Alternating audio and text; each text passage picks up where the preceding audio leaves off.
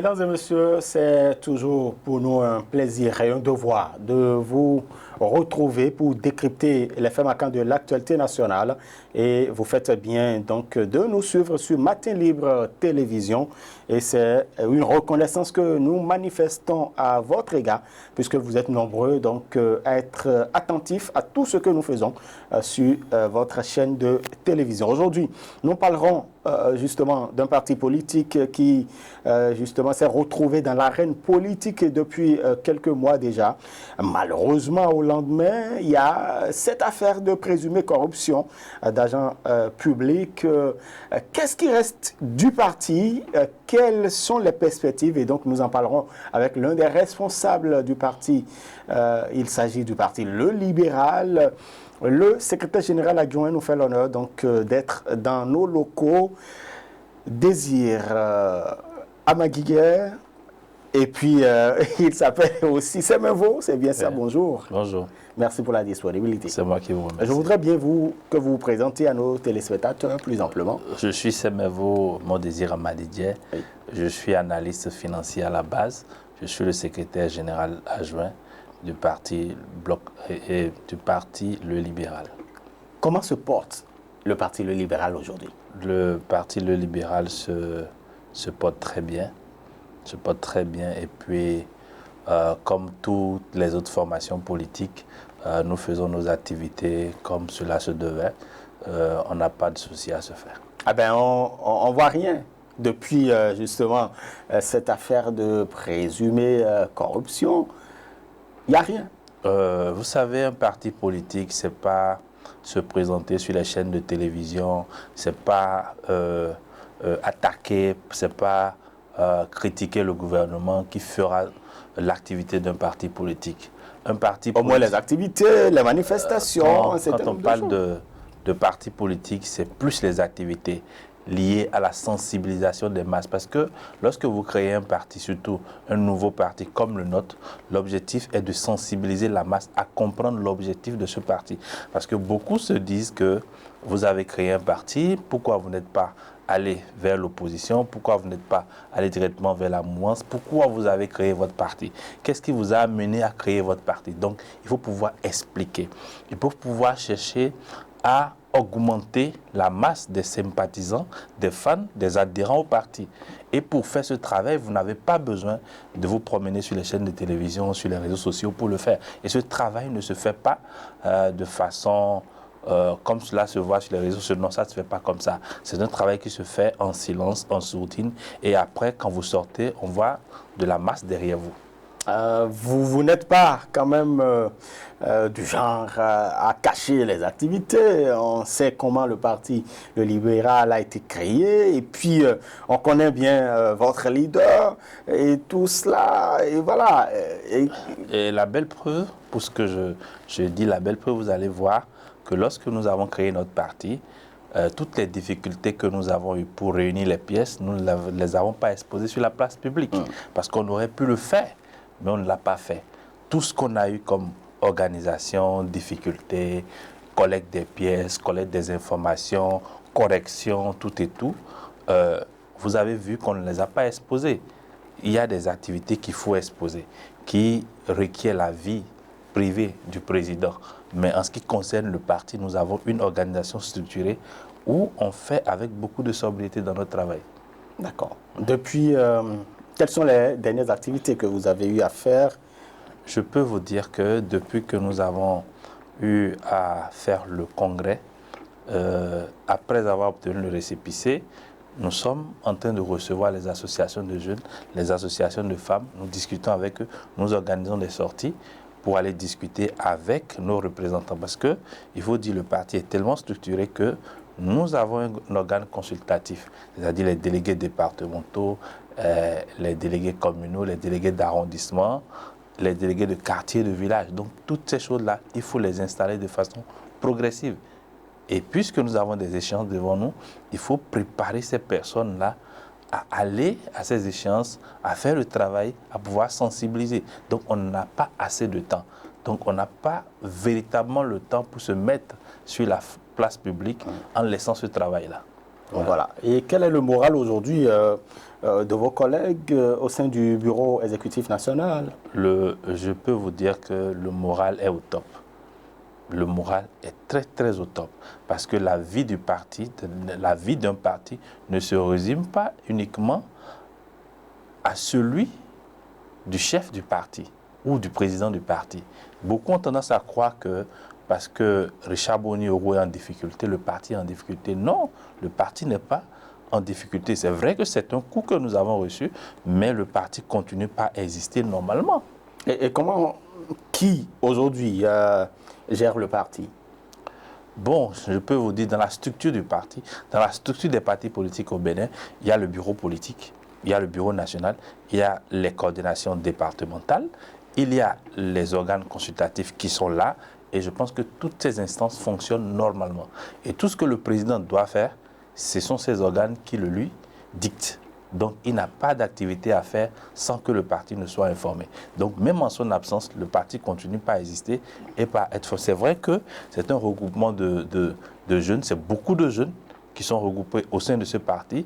Ce n'est pas des anciens ministres, ce n'est pas des anciens députés, ce n'est pas des anciens maires. C'est pourquoi vous ne voyez pas ce qu'on a l'habitude de voir au sein des autres partis. Et quel porte le lead aujourd'hui au sein de votre parti? Aujourd'hui, tout le bureau politique est leader. Et quand on parle du lead, vous savez de quoi je parle? Oui, qui porte le lead? Quand on prend la conception du bureau politique, aujourd'hui, on a notre vice-présidente qui est là. Et notre vice-présidente, elle travaille exactement comme le président travaille. Seulement que... On ne la voit pas. Elle n'est pas active comme sur les réseaux sociaux. Quand vous parlez de « on ne la voit pas », est-ce qu'on voit les autres? Au moins, s'il y a des activités, il y a des manifestations, on pourrait quand même savoir. Nous n'avons pas à l'instant T de grandes manifestations, de grands meetings. Mais pour les activités que nous avons, qui relèvent du parti, qui concernent l'installation des délégués d'arrondissement, des délégués de village, nous y participons tous. Parce que c'est très important dans la vie d'un parti. Quand vous n'avez pas ces personnes-là qui pourront vous représenter dans les localités, dans les différentes localités du Bénin, c'est très difficile. Donc nous travaillons à cela. Dès que nous allons finir cela, vous allez nous voir sur la place publique et vous n'allez pas croire ce que nous allons faire sortir. Très bien. Et quel est le niveau d'information aujourd'hui en ce qui concerne l'affaire présumée d'agents publics? Comme je vous l'ai dit tantôt, c'est un fait. C'est un fait et c'est un coup que le parti a reçu. Mais nous, c'est devenu comme un quotidien pour nous parce que l'affaire est devant un juge d'instruction. Et étant donné que l'affaire est devant un juge d'instruction, notre obligation, c'est de suivre comment elle se déroule, comment elle se passe. Après ça, on n'a pas de commentaire à faire là-dessus, tant que la justice n'a pas dit son dernier mot. Comment votre président, le président du parti, se porte aujourd'hui? Il se porte très bien. Vous l'avez vu? Il se porte très bien. Vous l'avez vu? Nous le voyons presque tout le temps. Tout le temps. Et oui. donc, vous allez le visiter? Le visiter, c'est normal. Et quel est le message qu'il vous porte? C'est un message de confiance et d'espoir. C'est un message de confiance et d'espoir, de garder confiance, de garder espoir et de travailler pour le parti. Parce que le parti doit continuer à exister, même en son absence. Oui. Et le parti a été créé pour pouvoir conquérir le pouvoir, certainement. Quels sont les gros enjeux qui vous attendent? La présidentielle n'est pas une obsession du Parti Le Libéral. Et pour 2026, le Parti Le Libéral ne présentera pas de candidat à l'élection présidentielle. Et Richard Boni-Oro ne sera pas non plus candidat. Même s'il aurait voulu, c'était quasiment impossible. Parce que la charte des partis politiques est claire, le code électoral est clair là-dessus. Les parrainages ne sont pas la propriété d'un maire ou d'un député. C'est le chef du parti politique qui gère aujourd'hui le parrainage. Nous sommes un nouveau parti, nous n'avons pas de député à l'Assemblée nationale, nous n'avons pas de maire. Comment est-ce que nous pouvons mobiliser les parrainages? Donc les données ont changé parce que ce n'était pas justement l'appréhension que vous aviez quand vous créiez le libéral. C'était toujours l'appréhension que nous avons eue. Ce sont les commentaires qui se sont entourés, venus un peu de nulle part, qui ont fait croire que Richard Boni-Oro serait candidat. Sinon, Richard Boni-Oro n'a jamais voulu être candidat pour l'élection présidentielle de 2026 parce qu'on n'a pas de député et on n'a pas de maire pour accompagner notre parrainage. Très bien. Et ça, c'est le rendez-vous de la présidentielle. Et pour les communales et les législatives, vous n'avez pas d'ambition non plus? Pour les communales et les législatives, nous travaillons à préparer cela. Et donc, le libéral participe aux élections communales. Nous travaillons à participer aux élections communales et législatives de 2026. Voilà. Mais pour les présidentielles, je peux vous garantir que nous ne participons pas aux élections présidentielles de 2026. Parce qu'on n'a pas de parrainage. Très bien. Oui. Voilà. Et que le climat sociopolitique du Bénin aujourd'hui, comment vous le trouvez? Comment vous le voyez? Le climat politique au Bénin, je pense que il est bien. Seulement que ce que nous déplorons, c'est qu'il n'y a pas de débat politique. On ne propose pas de réel débat politique. Quand on vient, c'est pour critiquer le gouvernement, c'est pour critiquer. Tandis que ceux qui critiquent n'ont pas envie qu'on les critique. Et en retour, ils ne proposent pas de solution à ceux qu'ils critiquent. Donc, quand vous regardez ce climat, c'est comme si on n'a pas d'espoir. Vous savez aujourd'hui que la jeunesse représente une grande partie de notre population. Il faut travailler à ce que la jeunesse soit employée. Il faut proposer des emplois, il faut proposer des changements, il faut proposer des financements, il faut proposer beaucoup de choses à la jeunesse aujourd'hui. Mais les partis politiques ne travaillent pas à cela. Ils ne font que tout le temps se chamailler, se tirer dessus lorsque leurs intérêts sont menacés. Et cela ne participe pas au développement, à la croissance d'un pays. Et nous, aujourd'hui, notre objectif, c'est de changer l'organisation du débat politique. C'est ça, c'est pourquoi nous avons été clairs là-dessus. Notre objectif n'est pas d'aller contre le pouvoir, c'est de soutenir le candidat qui va prendre la présidentielle pour 2027, qui sera président en 2026, de l'accompagner, parce qu'il ne sert à rien de s'opposer au président Patrice Talon. Parce qu'il... donc aujourd'hui, le Parti libéral ne s'oppose pas au président Patrice Talon? D'abord, nous ne nous sommes jamais opposés au président Patrice Talon. Nous avons fait des propositions. Nous savons que sa gouvernance a été critiquée. Bon, ça a été critiqué par ceux-là qui n'avaient pas la bonne information. Parce que quand vous êtes à l'extérieur d'un système, vous êtes à l'extérieur d'une nation, vous ne comprenez pas ce qui s'y passe. Et donc, au niveau, je parle du Parti le libéral, et donc personne parmi vous, parmi les responsables du parti, personne n'a critiqué la gouvernance du président Patrice Talon. Pourtant, on a entendu des choses. Écoutez, à un moment donné, quand quelque chose, vous êtes dans une maison, que ce soit votre propre maison, que quelque chose n'aille pas bien, vous critiquez, vous proposez des solutions. C'est ce qui est différent chez nous. Quand nous critiquons, on propose des solutions. Quand vous prenez par exemple l'UPR, ils font des petites critiques et après ces critiques, ils proposent des solutions pour améliorer. Quand vous prenez le Bloc républicain, c'est exactement la même chose. Donc, c'est de la même manière que nous faisons. Aujourd'hui, je peux vous confirmer que nous ne sommes pas contre le président de la République. Nous soutenons ses actions et nous sommes prêts à l'accompagner. Est-ce qu'il y a un compromis qui est en train d'être trouvé alors pour que votre leader puisse retrouver sa liberté? Non, en matière de droit, il n'y a pas une affaire de compromis. Il faut laisser la justice faire son travail. Quand la justice va parler peut-être de présomption d'innocence, de mise en liberté, ça c'est la justice. Mais nous n'avons pas le droit d'opiner sur une question qui se retrouve devant le tribunal. Quels sont les chefs d'accusation contre votre leader? Tout ce qu'on sait, c'est la corruption d'argent public. Oui, tout ce qu'on sait, c'est la corruption d'argent public. Nous avons lu un peu partout les blanchiments de capitaux ou d'autres faits. Est-ce que vous en avez connaissance? Moi, ça me surprend quand je lis les réseaux sociaux. Vous savez ce que constituent les réseaux sociaux aujourd'hui. Non seulement ils vous informent, et ils vous désinforment. Ils n'apportent pas la vraie information. Tous ceux qui ont écrit peut-être que c'est blanchiment de capitaux, si un jour vous les traînez devant les tribunaux, ils n'auront jamais la preuve de ce qu'ils ont écrit. Donc, du coup, nous, on n'a pas voulu rentrer dans ce débat. On laisse cela sur leur conscience. S'ils ont les preuves, tant mieux. S'ils n'en ont pas, tant mieux. Et donc, pour vous, aujourd'hui, le seul chef d'accusation, c'est bien... présumé corruption d'agents publics. De l'État, exactement. C'est bien cela, voilà. Alors, on a quand même lu sur un journal qui s'interrogeait si le parti, le libéral, allait donc dans la mouvance. Qui choisir entre l'UPR et le Bloc républicain? Vous savez, il y a quelques semaines avant son arrestation, le président est passé sur une interview à Canal 3. Il a été clair que nous n'aurons pas de collaboration avec les démocrates. Et parce que nous soutenons les actions du chef de l'État. Donc, du coup, il va falloir Aujourd'hui, ça a été très clair. Vous soutenez les actions du chef de l'État. Oui, oui, ça a été Parce très clair. Parce qu'avant, vous n'étiez pas dans la mouvance, vous n'étiez pas dans l'opposition, vous étiez presque au centre. Mais aujourd'hui, c'est clair. Vous soutenez les actions du président. On n'a jamais dit qu'on était contre le gouvernement. Les gens donc vous êtes dans la mouvance présidentielle. On est dans la mouvance présidentielle. Depuis quand ça a changé? Non, ça a été toujours comme ça. C'est les commentateurs qui ne comprenaient pas le fond de notre message. Peut-être que vous n'avez pas été aussi clair. Nous avons été toujours clairs. Nous avons toujours été clairs. Nous sommes restés toujours dans notre dynamique. Comment quelqu'un qui est contre quelqu'un peut dire que celui qui l'admire le plus, celui qui souhaite que celui-là soit son mentor, est le chef de l'État? Parce que le président a toujours dit que son mentor, si on lui demande aujourd'hui à qui voulait-il ressembler, il a dit le président Patrice Talon.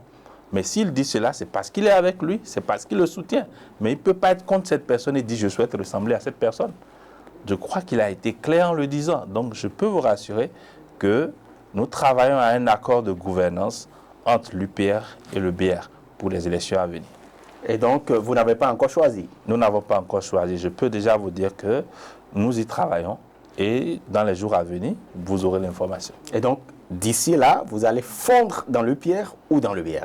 Nous n'allons pas fondre. Je dis bien que nous allons signer un accord de gouvernance. Un accord de gouvernance, là, ne veut pas dire que nous allons disparaître, que nous allons fondre dans un parti. Très bien. De toute façon, je peux vous rassurer que nous avons une activité, comme vous l'avez dit, nous aimons faire des activités qui sont vraiment waouh, comme on le dit. Donc, je peux vous dire déjà que courant le mois d'août, nous avons une activité au cours de laquelle nous allons déclarer ce parti avec lequel on souhaite faire l'accord de gouvernance. Très bien. Et donc, durant le mois d'août, oui, on prend le rendez-vous. Oui. Mais jusque-là, vous avez quand même déjà une idée du parti. Non, de toute façon. Vous êtes proche de quel parti là maintenant? Bon, nous sommes proches des deux partis de la mouvance aujourd'hui. Vous ne pouvez pas être proche. Vous êtes parce que nous travaillons à étudier les différentes propositions, les avantages que nous avons d'une part et d'autre part. Est-ce que parmi les avantages, c'est la libération de votre leader? Non, pas du tout. Je vous l'ai déjà dit tout à l'heure que nous, quand il y a la justice qui intervient, on laisse la justice faire son travail. Si il est coupable, qu'on le condamne, nous, ça ne nous gêne pas. La vie du parti continue. Parce que la vie du parti ne se résume pas à une seule personne. Et ça ne se résume pas à Richard Boniorou. Et tant que le parti va continuer d'exister, vous allez voir qu'on aura toujours des activités et on va vivre comme tous les autres partis, sans aucune inquiétude. Très bien. Et quelle est votre vision par rapport à la gouvernance locale aujourd'hui au Bénin?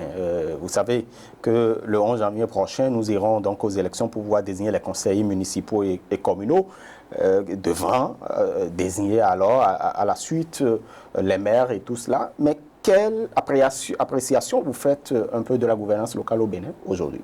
La gouvernance locale telle qu'elle se porte, je pense qu'il n'y a pas grand-chose à reprocher. Et il faut seulement travailler à améliorer ce que nous avons, à préserver les acquis et à ne pas détruire tout ce qui a été fait par le gouvernement du président Patrice Talon. Il faut juste améliorer ce qui ne va pas. S'il y a des choses qui ne vont pas, il faut les améliorer. Tandis qu'il y a d'autres qui vont mieux, il faut préserver cela. Parce que quand vous voyez un peu ce qu'on reproche, généralement, ce qu'on entend dire, c'est généralement les secrétaires exécutifs. Donc forcément, il y a quelque chose là qui ne va pas. Donc il faut que les partis politiques s'asseyent pour faire des propositions au chef de l'État afin d'améliorer ce poste-là, pour que ceux qu'on propose travaillent. Mais quelles sont les propositions que vous avez aujourd'hui, surtout qu'il y a un séminaire gouvernemental qui a été organisé, mais quelles sont les propositions, quelles sont les faiblesses que vous trouvez au niveau du parti, le libéral, qu'on pourrait corriger? Actuellement, là où nous sommes en train de faire un travail sur les différentes observations que nous avons dans l'organisation administrative. Et bientôt, nous allons déposer ça au gouvernement. Donc, c'est un travail qui se fait avec beaucoup de réflexion, beaucoup d'attention. Et nous allons le déposer sous forme, je ne sais pas, d'un document ou bien d'un recueil. Mais en attendant, voilà, quelques pistes, quelques lignes. C'est un travail qui se fait et je ne peux pas déjà donner les grandes lignes. Surtout que je ne suis pas de l'organisation de ceux qui y travaillent, parce que ce sont des experts qu'on a mis dessus, donc je ne fais pas partie de ces experts, donc je ne sais pas ce qu'ils sont en train de proposer pour en parler. Oui. De quel Parlement rêvez-vous pour 2026, à partir de 2026? Je pense que Aujourd'hui, pour 2026, nous avons besoin d'un Parlement qui accompagne le gouvernement dans ses actions, qui soutienne le gouvernement et qui apporte beaucoup plus d'éclairage. Cela apporte de l'entorse à la démocratie quand on sait que si le Parlement doit être le prolongement, pas continuité de l'exécutif, ça pose un problème de séparation de pouvoir. Non, non, c'est cette appréhension-là que nous avons, ce qui n'est pas toujours le fait. Vous allez voir dans les grandes démocraties, tout, même que ce soit aux États-Unis, que le président a besoin du Parlement pour l'accompagner dans sa politique. Donc, quand vous n'avez pas cela, il vous est très difficile de travailler. On peut paralyser tout un secteur si le Parlement n'accompagne pas le gouvernement dans sa politique. Et ça porte entorse à l'avenir de la jeunesse, ça porte entorse au développement économique et social qu'on veut pour le pays.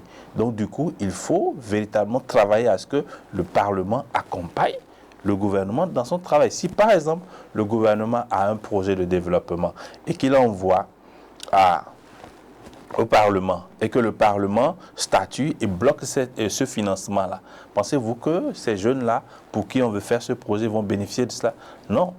Juste pour des intérêts personnels, ils vont bloquer cela. Par le passé, on constatait que pour voter une loi à l'Assemblée nationale, par le passé, il y a près de 10 ans en arrière, quand on veut voter une loi à l'Assemblée nationale, c'est le député qui se présente, qui demande certaines choses en sa faveur pour sa localité ou pour lui-même avant de faire passer ou d'accorder son vote pour un projet. Ce qui n'est pas du tout normal. Voilà. Donc du coup, il faut un Parlement qui accompagne le chef de l'État dans la mise en œuvre de ses actions politiques. Et puisque vous n'avez pas de candidat pour la présidentielle, qui voyez-vous pour le moment, pour mériter votre soutien, le soutien du Parti Le Libéral? Vous le savez, je vous ai dit tout à l'heure que nous n'avons pas de parrainage. Et c'est ceux qui ont les parrainages qui doivent proposer leur candidature. Et quand ils proposent leur candidat, c'est compte tenu du projet que la personne aurait présenté que nous allons lui apporter notre soutien. Et d'ailleurs déjà, nous sommes déjà de la mouvance et nous apportons notre soutien à l'un des partis, l'UPR ou le BR. Et déjà, dans le travail que nous faisons, chacun d'eux est en train de présenter le programme de société de son candidat, parce que chacun d'eux aurait forcément un candidat. Donc, on va étudier ensemble le projet de société qu'ils nous présentent, et c'est sur cette base-là que nous pouvons dire, voilà, nous soutenons le BR, soit nous soutenons l'UPR. Mais quand vous dites que vous êtes de la mouvance présidentielle, oui, c'est étonnant du fait que, est-ce que ces partis politiques qui se réclament de la mouvance présidentielle vous reconnaissent étant de la mouvance?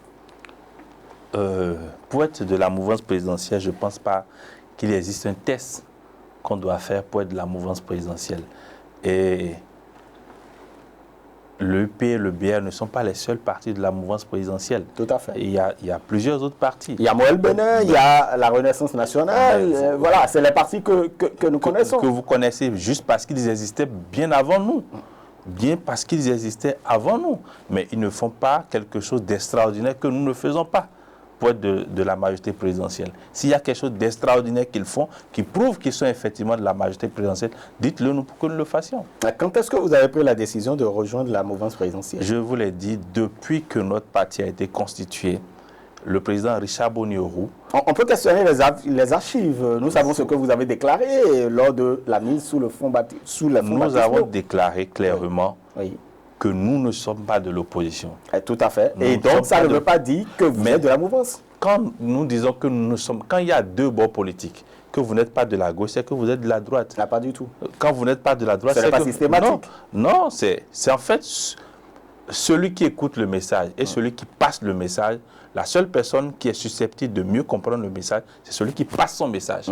Parce que vous ne pouvez pas être dans ça, vous allez juste écouter, faire vos interprétations. Oui. Mais nous avons le réel message. Et c'est ce message-là que je suis en train de vous donner. Et quel est le message pour que les téléspectateurs puissent le retenir à jamais?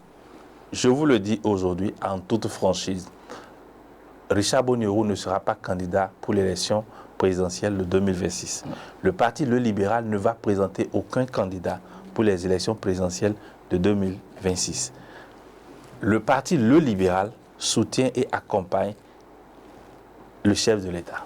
C'est tout ce que je peux vous dire. Et le parti Le Libéral est de la mouvance présidentielle. Et de la mouvance présidentielle. D'ailleurs, puisque nous soutenons les actions des chefs de l'État, nous sommes de la mouvance présidentielle.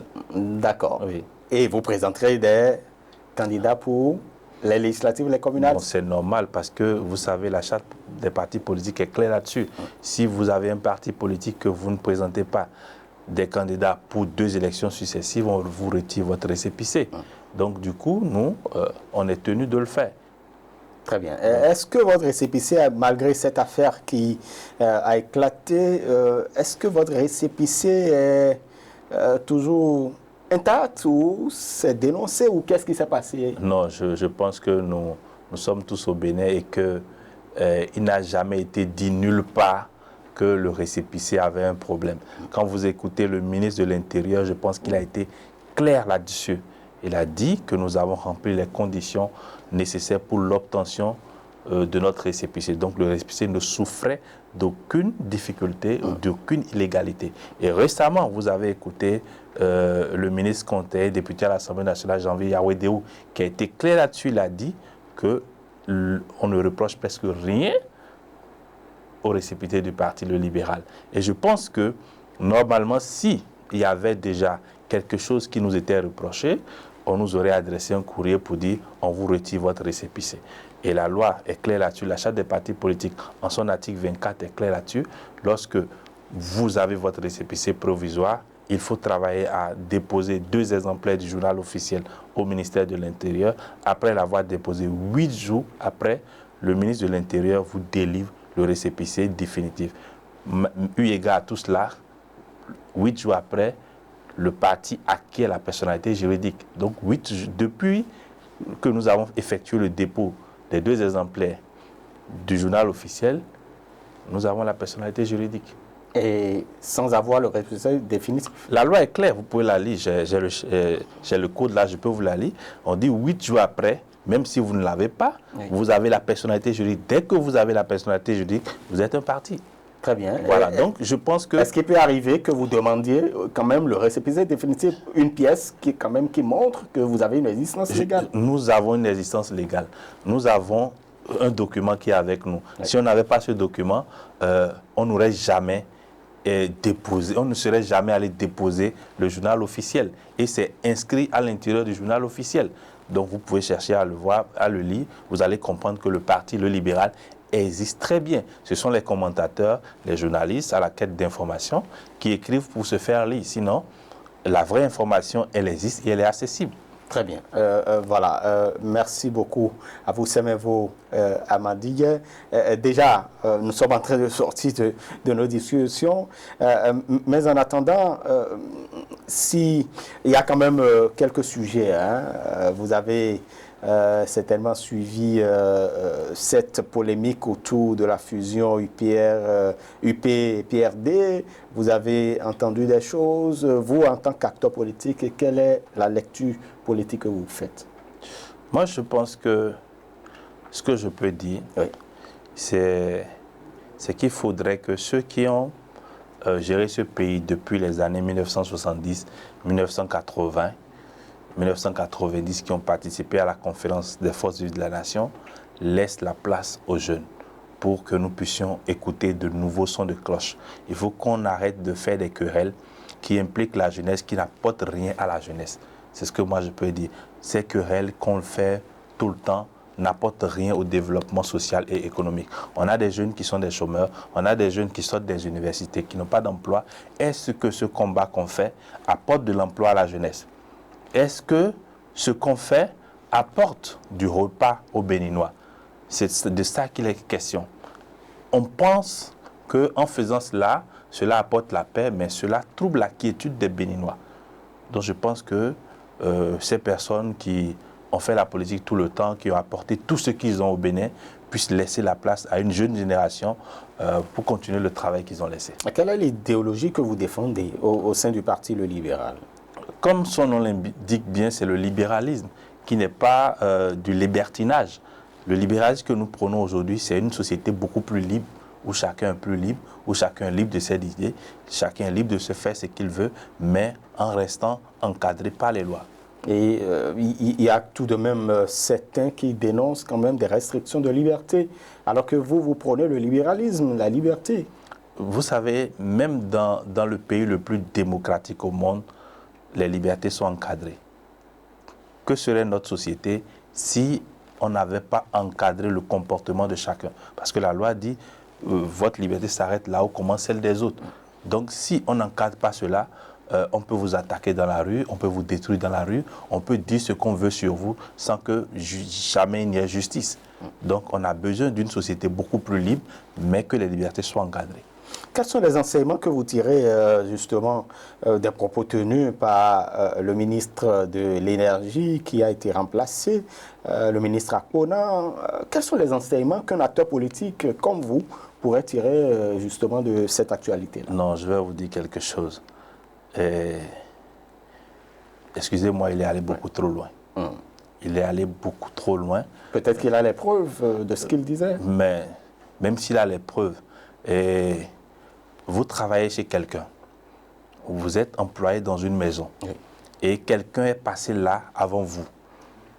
Vous êtes tous des employés de la même maison. Donc quand vous constatez qu'il y a une défaillance dans le travail que votre prédécesseur a fait, allez voir le chef de la maison et informez-le. Dites-lui, voici ce que j'ai constaté. Et c'est à lui de prendre les décisions, de dire, voici ce qu'il faut faire. Vous n'avez pas à outrepasser les mesures, à aller sur la place publique, dire, voici ce que l'autre a fait. Moi, je pense que les sanctions devaient aller beaucoup plus même. C'est-à-dire? Pour vous, le limogeage, c'est un service minimum? C'est une sanction minimum. C'est une sanction minimum et je pense qu'il faut s'en tenir à cela pour que les jours à venir, que d'autres ministres ne répètent plus. Aller loin, c'est-à-dire quoi?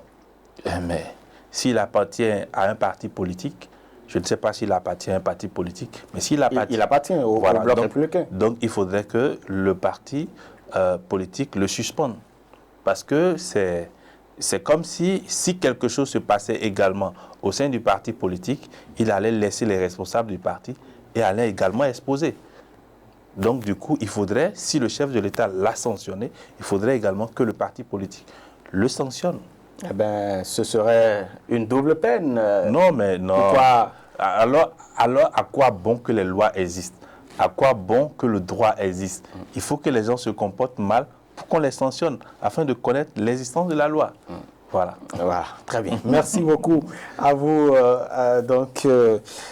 C'est mon désir à Maguigué pour toutes ces discussions. Et donc, on prend le rendez-vous pour août prochain. Ne vous inquiétez pas, dès que ce sera prêt, vous serez informé. Pour savoir qui de l'UPR ou du BR vous choisissez pour l'accord de gouvernance. Exactement. Bien évidemment. Et avant de vous laisser partir, votre mot de fin à l'endroit donc des internautes et des téléspectateurs de Matin Libre. Je voudrais inviter la jeunesse béninoise, soucieuse du développement, à adhérer massivement au parti Le Libéral, parce que c'est un parti de jeunes qui propose de nouvelles solutions pour le développement de notre pays. Très bien. Merci beaucoup à vous. Mesdames et messieurs, et donc c'est fini pour nos discussions de ce numéro de votre émission Matin Libre Politique. J'espère que vous avez pris du plaisir à nous suivre sur ML TV. On va se retrouver très incessamment. D'ici là, portez-vous bien. Agréable suite à chacun et à tous. Et n'oubliez pas, prenez soin de vous.